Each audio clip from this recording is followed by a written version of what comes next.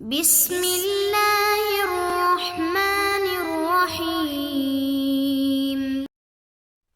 نحمدہ ونصلی علی رسولہ الکریم والحمد للہ رب العالمین۔ باب تأکید وجوب الزکاة وبیان فضلها وما یتعلق بها۔ زکوٰۃ کے فرض ہونے کی تاکید اور اس کی فضیلت اور اس سے متعلقہ مسائل کا بیان۔ قال اللہ تعالی وَأَقِيمُوا الصَّلَاةَ وَآتُوا الزَّكَاةَ۔ اللہ جل شانہ کا ارشاد ہے اور نماز قائم کرو اور زکوٰۃ ادا کرو۔ دیکھیں اس میں اللہ تعالیٰ نے زکوٰۃ ادا کرنے کا حکم دیا ہے، اور یہ جو فرمایا اقیموا الصلاۃ یعنی نماز قائم کرو، تو اس کا مطلب یہ ہے کہ ایسی نماز ہو جو تعدیل ارکان کے ساتھ، خشوع اور خضوع کے ساتھ، سنن و مستحبات کی رعایت رکھتے ہوئے جماعت کے ساتھ ہو، تو اس کو کہتے ہیں نماز کا قیام یعنی نماز کا قائم ہونا۔ تو اللہ پاک نے فرمایا نماز پڑھو، اور وہ بھی ایسے نماز ہو جو کہ اس کی تمام تر سنن و مستحبات کی رعایت کے ساتھ ہو۔ وَآتُوا الزَّکَاةَ میں اللہ تعالیٰ زکوٰۃ کا حکم دے رہے ہیں۔ زکوٰۃ ادا کرنے سے مال میں حصی یا معنوی اضافہ ہوتا ہے۔ حصی کا مطلب یہ کہ اللہ تعالیٰ مال کی مقدار کو بڑھا دیتے ہیں، اور معنوی کا مطلب یہ کہ اللہ تعالیٰ اس میں برکت دیتے ہیں، اور غلط جگہ پر استعمال ہونے سے اللہ پاک اس مال کی حفاظت فرماتے ہیں۔ وقال تعالی وما امروا الا ليعبدوا الله مخلصين له الدين حنفاء ويقيموا الصلاة ويؤتوا الزكاة وذلك دين القیمہ۔ اللہ جل شانہ کا ارشاد ہے انہیں اسی بات کا حکم دیا گیا کہ وہ صرف اللہ کی عبادت کریں، اس کے لیے اطاعت کو خالص کرتے ہوئے اس کی طرف یکسو ہو کر اور نماز قائم کریں اور زکوٰۃ دیں، یہی مضبوط دین ہے۔ اس آیت کا خلاصہ مفہوم یہ ہے کہ شریعت محمدیہ نے اہل کتاب کو جو احکام دیے ہیں وہ بعینہ ہی وہی ہیں جو پہلے ان کتابوں میں بھی دیے گئے تھے۔ ان کو یہ احکام ماننے چاہیے۔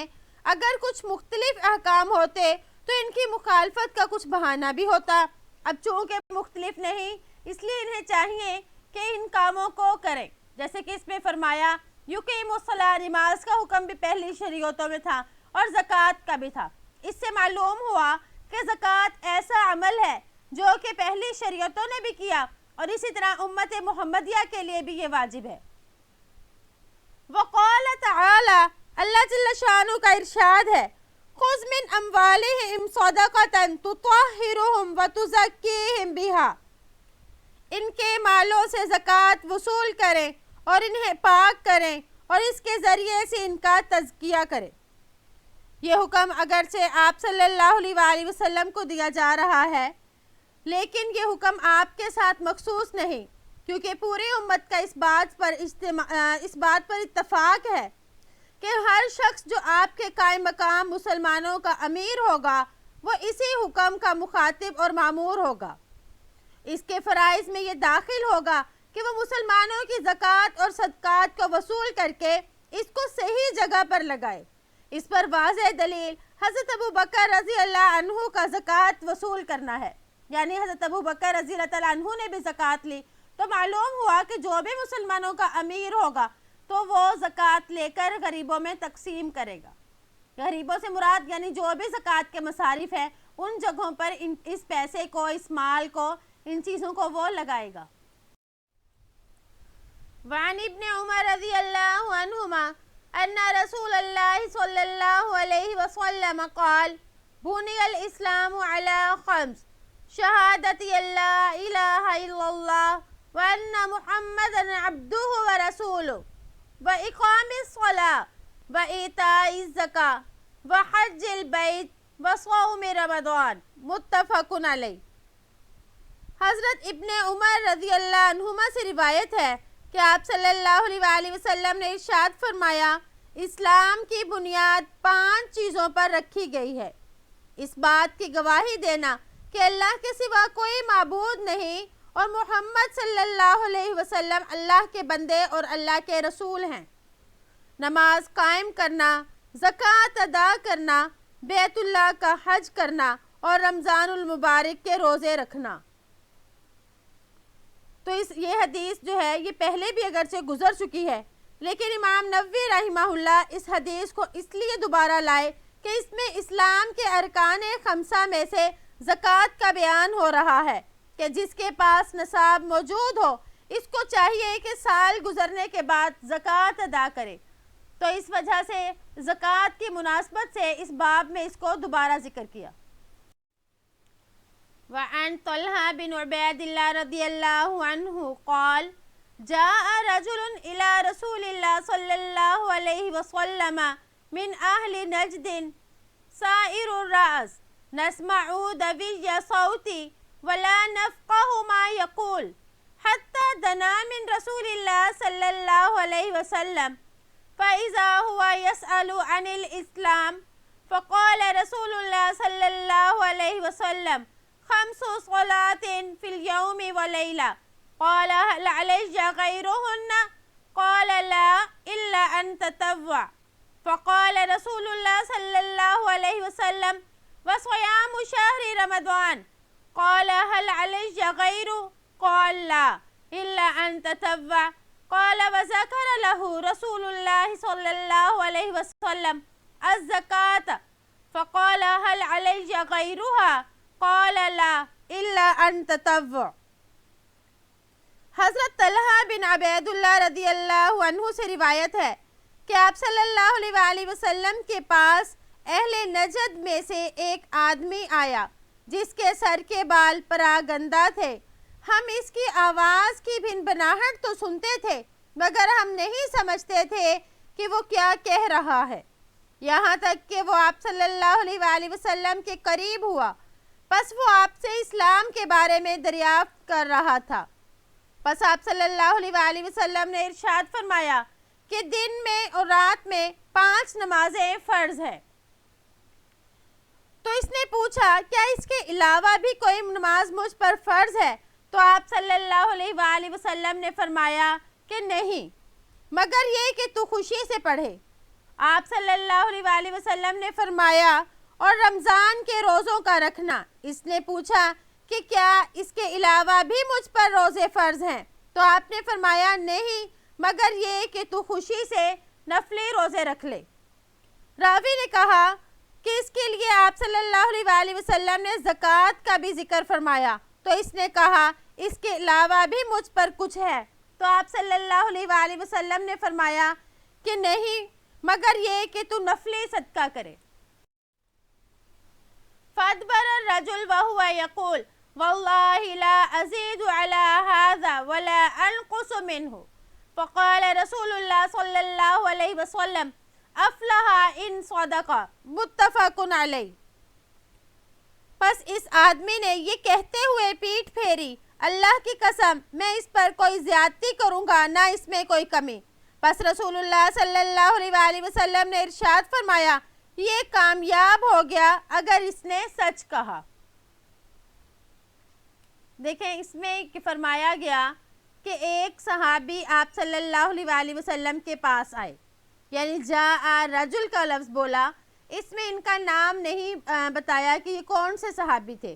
بعض جو محدثین ہیں وہ یہ فرماتے ہیں کہ زمام بن ثعلبہ رضی اللہ عنہ ہیں، مگر علامہ نووی اور انور شاہ کشمیری رحمہم اللہ وہ فرماتے ہیں کہ ان میں یہ مراد نہیں بلکہ اس کے علاوہ کوئی دوسرا آدمی ہے جن کے نام کو بیان نہیں کیا گیا۔ سائر الراس یعنی بکھرے ہوئے بال تھے۔ اس سے معلوم ہوتا ہے کہ وہ آدمی دور دراز سے سفر کر کے آیا تھا۔ تو اس نے آپ صلی اللہ علیہ وآلہ وسلم سے اسلام کے بارے میں پوچھا، تو آپ نے پھر اس کو نماز کا بتایا، روزوں کا بتایا، صدقے کا بتایا۔ تو اب یہ سوال پیدا ہوتا ہے کہ آپ نے شہادتین کا ذکر کیوں نہیں کیا؟ تو اس کا جواب یہ ہے کہ اسلام سے مراد یہ ہے کہ اسلام کے شرائع بیان کیے جائیں۔ تو شرائع الاسلام کے بارے میں آپ صلی اللہ علیہ وآلہ وسلم نے اس کو خبر دی۔ اور پھر اب یہ بھی اشکال ہے کہ اس میں حج کا ذکر کیوں نہیں؟ تو اس کے بارے میں علماء فرماتے ہیں کہ شاید اس وقت تک حج فرض نہ ہوا ہو، اس لیے اس کا ذکر نہیں کیا۔ پھر انہوں نے فرمایا، یہ اشکال ہے کہ فرمایا کہ واللہ لا ازید علی ھذا ولا انقص، کہ میں اس میں نہ اضافہ کروں گا نہ کمی کروں گا۔ تو اسلام کے احکامات تو اس کے علاوہ بھی ہیں، اور بہت سے احکامات ہیں، تو کیا وہ بس انہی چیزوں پر عمل کریں گے؟ کیا اس کے علاوہ دوسری چیزوں پر عمل نہیں کریں گے؟ تو اس کا جواب یہ ہے کہ بعض اوقات ایسا ہوتا ہے کہ نفی ایک چیز کی ہوتی ہے، مگر مبالغہ کلام میں پیدا کرنے کے لیے اس کی ضد کو بھی بیان کر دیا جاتا ہے۔ جیسے کہ خریدنے والا اگر کسی سے یہ کہے کہ مجھے یہ چیز اتنے میں دے دو، اور وہ جب زیادہ ریٹ بتائے تو پھر یہ کہا جاتا ہے کہ کچھ اس میں کمی زیادتی نہیں کرو گے، یعنی اس میں کچھ کمی بیشی نہیں کرو گے۔ تو کمی بیشی سے مراد در حقیقت کمی کروانا ہی ہوتا ہے، تو بیشی جو ہے یہ ویسے ہی اس کے لیے بول دی جاتی۔ اور آپ صلی اللہ علیہ وآلہ وسلم نے جب وہ صحابی چلے گئے، ان کے بعد فرمایا افلح الرجل ان صدقہ، تو ان کے سامنے کیوں نہیں فرمایا؟ تو اس کا یہ جواب ہے کہ آپ صلی اللہ علیہ وآلہ وسلم کو بعد میں بذریعہ وحی معلوم ہوا ہوگا، اس لیے آپ نے بعد میں ذکر کیا۔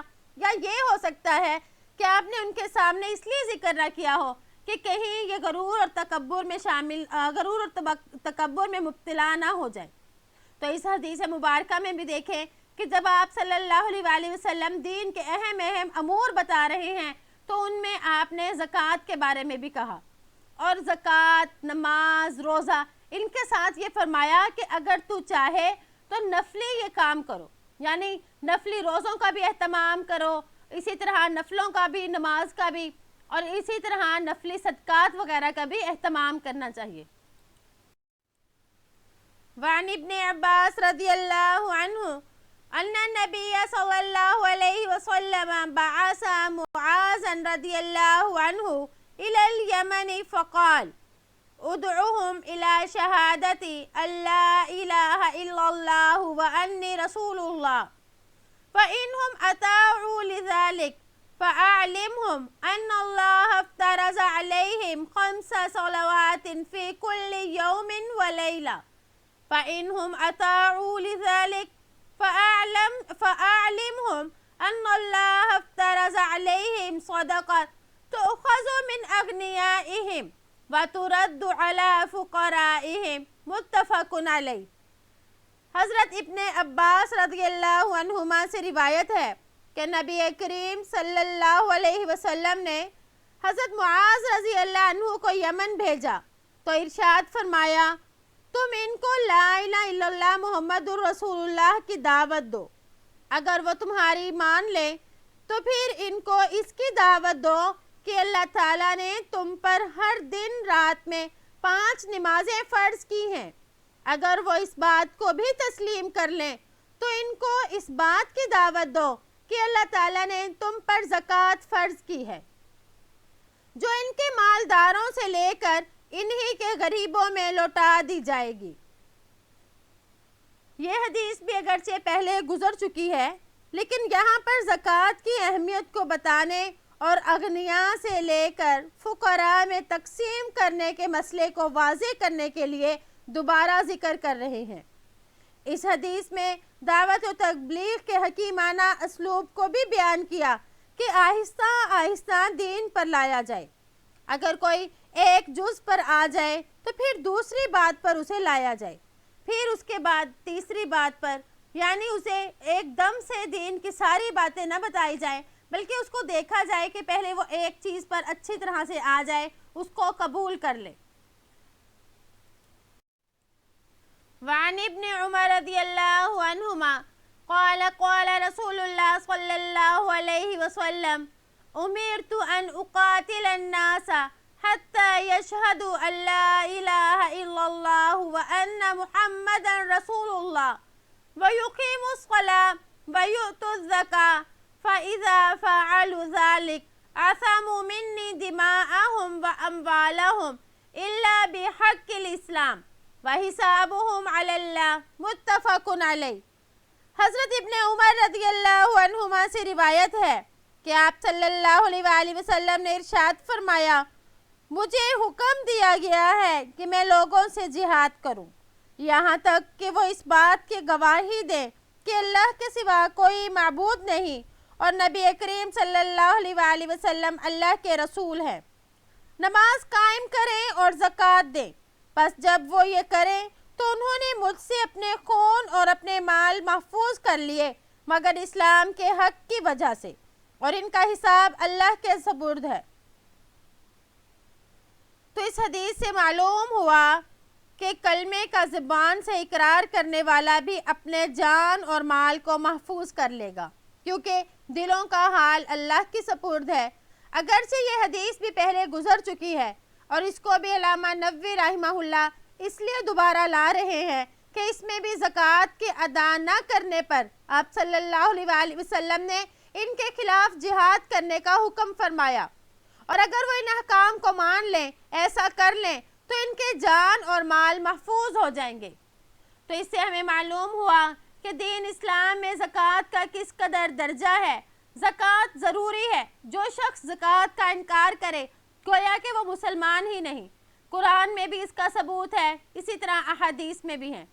اللہ تعالیٰ سے دعا ہے کہ اللہ پاک ہمیں ان تمام باتوں پر عمل کرنے کی توفیق عطا فرمائے اور ہم زکوٰۃ کی ادا کرنے میں بالکل بھی سستی نہ کریں، کیونکہ یہ اللہ پاک کا اتنا بڑا حکم ہے، اس کو بالکل بھی نہ توڑا جائے۔ امید ہے کہ آپ کو آج کا سبق سمجھ آ گیا ہوگا اور زکوٰۃ کی اہمیت بھی خوب معلوم ہو چکی ہوگی۔ السلام علیکم ورحمۃ اللہ وبرکاتہ۔